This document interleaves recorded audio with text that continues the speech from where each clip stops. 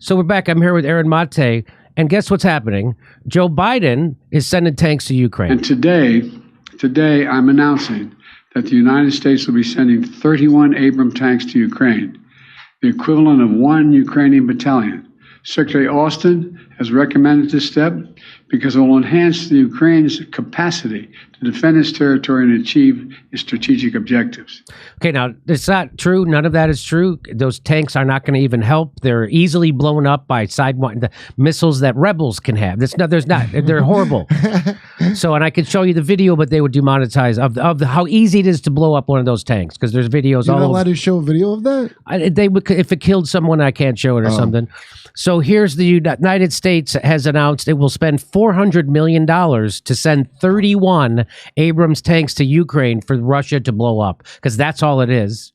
And those tanks are worthless, and it's not going to do anything. This is just a transfer of money to the military-industrial complex. And here's the proof. Michael Tracy caught this 1 month ago. An anonymous senior defense official told the Washington Post it would be impossible for the United States to send even a single M1 Abrams tank to Ukraine as a symbolic gesture. But it turns out all things are possible in the world of mass armament provision. And here's the part he's talking about. Told of Renzikov's comments, the first senior defense official said even one M1 was out of the question. Used by U.S. forces in Iraq, the massive battle tanks were hard for us to sustain and maintain. It would be impossible for them. So all of a sudden, they're sending them. According to the Washington Post, U.S. officials say that M1 Abrams tanks newly approved for Ukraine are probably not for the near fight and are not likely to arrive for many months, if not years. What Aaron just explained is that they're going to make new tanks. They're not going to ship tanks that are already made. They're going to spend billions of dollars more in new spending to make 31 tanks, $400 million, and then send those tanks, which is probably going to take over a year to do. So this is not about defending Ukraine. This is not about anything else except transferring money from the U.S. Treasury to the national security state. And by the way, perfect, Jimmy. Go ahead. Perfect, Jimmy, because in the process, by the U.S. committing to send its own tanks, even though it will take months, if not years, that unlocks Germany to send its own tanks now. So what the U.S. has done is it's pushed German tanks into the crossfire. It's advanced the goal of further poisoning German-Russia relations, and it helps prolong the war. And then the question becomes, what next? Within hours of Germany and the U.S. announcing that they would send their tanks, Ukraine said, great, can we get F-16 fighter jets next? And Lockheed Martin responded by saying, great idea. We're already in production on building more to help speed up the transfer of that process. So Lockheed Martin is game.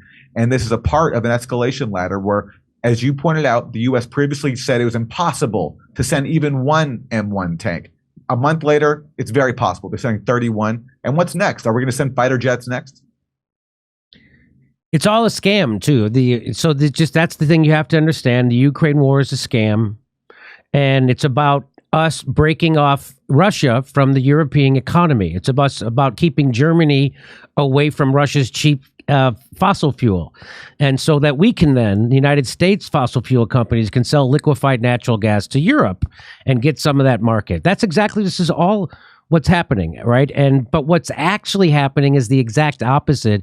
We're not putting a hurt on Russia. What we're doing is creating another financial center, meaning it's going to be BRICS. It's going to be all the countries that don't want anything to do with the United States hegemony and imperialism, like China, like Russia and Brazil, India. And when those countries come together in an economic agreement, it's going to screw over our petrodollar, which is going to take away the United States from being the reserve currency of the world, which will crash our economy. They're doing that right now because our country isn't run by politicians. Our country is run by Wall Street, fossil fuel companies, and the military-industrial complex. So they don't care what happens to this country. They don't care what happens to the dollar as long as they keep getting billions of dollars from the U.S. Treasury given to them. We don't live in a democracy. We live in a fucking clown corporatocracy. That's exactly what we live in, and this is proof of it, and the American people are not waking up to it. Although I will say this, Aaron, when I go on stage, when I go in Burbank at Flappers last Saturday, and room full of people who don't know me, and I say, hey, you know, we're giving $100 billion to Ukraine. I would like if they gave $100 billion to America, and the crowd cheers. It sounds like they're catching on. What would you like to say about this? I agree with you. We're nearly a year into Russia's invasion. Politicians in Washington, with the exception of like a fringe of the Republican Party, are all in lockstep behind this.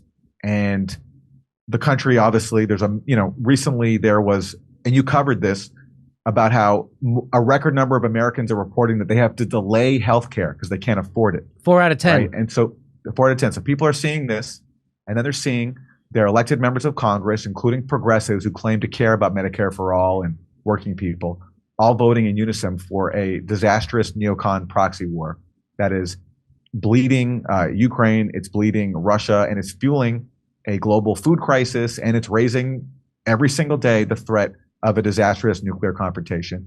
And so, of course, people are going to be fed up. And there's more and more actions now. There's a protest coming up in Washington, D.C. on February 19th.